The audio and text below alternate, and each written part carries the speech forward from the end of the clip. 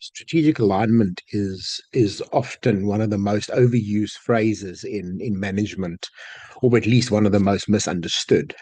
It's often treated as though it were a matter of only of consistent messaging, well-designed organizational chart, or a leadership offsite that leaves everyone nodding in agreement. But in practice, it's something far more demanding and far more consequential.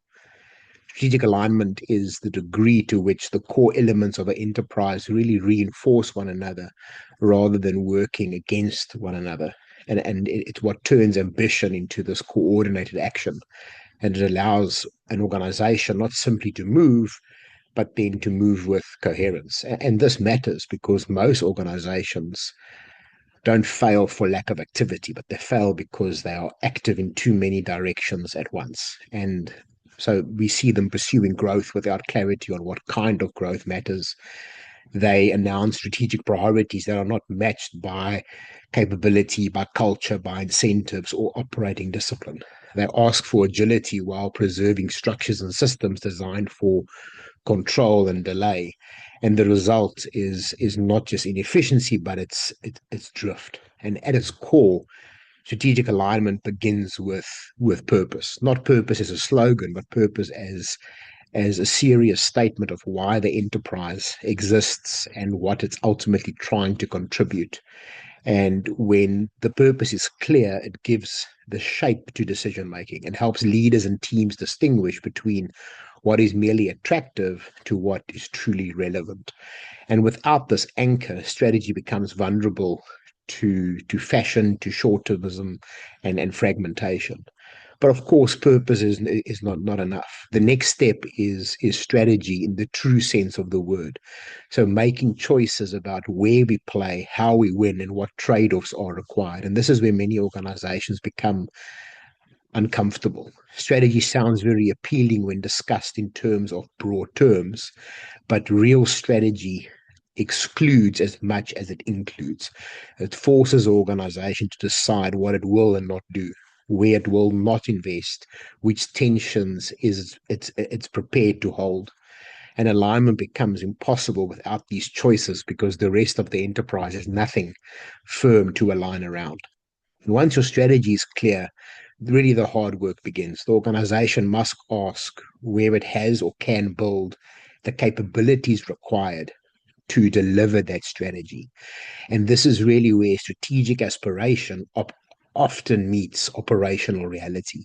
Every strategy implies something about the capabilities that matter most. Some demand scale, some standardization, some cost discipline. Others require innovation, responsiveness, cross-functional learning. Some depend on strong asset stewardship, others customer intimacy, ecosystem design, or technological fluency. And alignment is not achieved by simply declaring a strategy. It's achieved by ensuring that the organization is genuinely capable of delivering it. And that then leads directly into the organizational architecture. So the structure is not a neutral administrative choice. It's one of the main ways strategy is either enabled or obstructed. Reporting lines, decision rights, governance forums, business boundaries, and balance between centralization and decentralization all influence whether the enterprise can act in line with its priorities. Organizations designed for stability will struggle to innovate at pace. An organization designed for entrepreneurial freedom may find it very difficult to create discipline, scale, and risk control. And the point here is not to copy a fashionable model. The point is to design an architecture that fits the strategic task. And then comes management systems, the hidden machinery really of alignment. They are really the most glamorous parts of leadership, but they are among the most decisive. What's get measured, rewarded, escalated, funded, reviewed, and challenged. And this tells people what the organization really values. A company can speak very eloquently about collaboration while remaining siloed and rewarding siloed performance. It can claim prioritizing long-term value while managing everyone to short-term metrics. It can talk about simplification while allowing complexity, duplication, bureaucratic drag to proliferate. In each case, misalignment is not caused by pure intent. It's caused by systems sending a different signal from the strategy.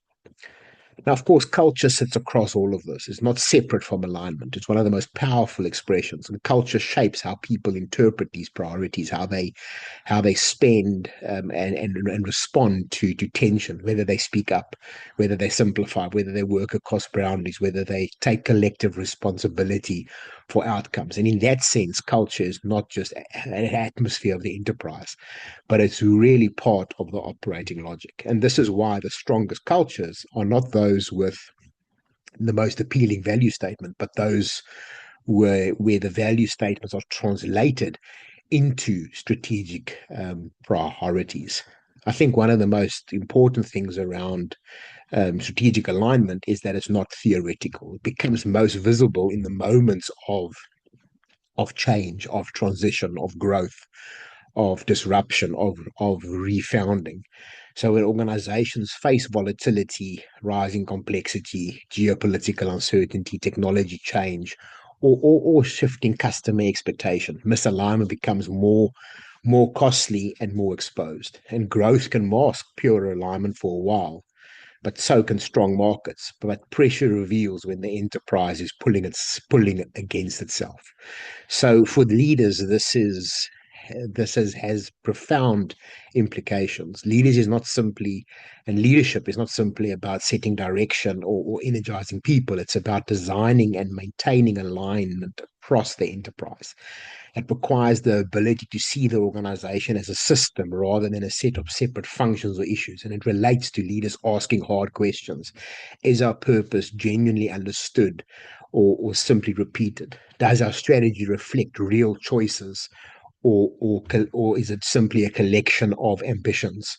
Are we building capabilities our strategy is demanding, or hoping existing strengths will be enough? Is our structure helping us to execute, or preserving historical logic that no longer fits? Do our metrics incentivize and governance systems reinforce the behaviors we say we want? Does our culture support enterprise-wide performance, or does it quietly reward local optimization and defensiveness? And these are not abstract questions. They sit at the center of execution quality. So the truth is that strategic alignment is never finished. It's not the state to be achieved once and then admired. It's a continuing leadership discipline. Market shifts, strategy evolves, capabilities age, structures ossify, systems become burdensome, culture drift. Alignment must be revisited, refreshed, and re-earned over time.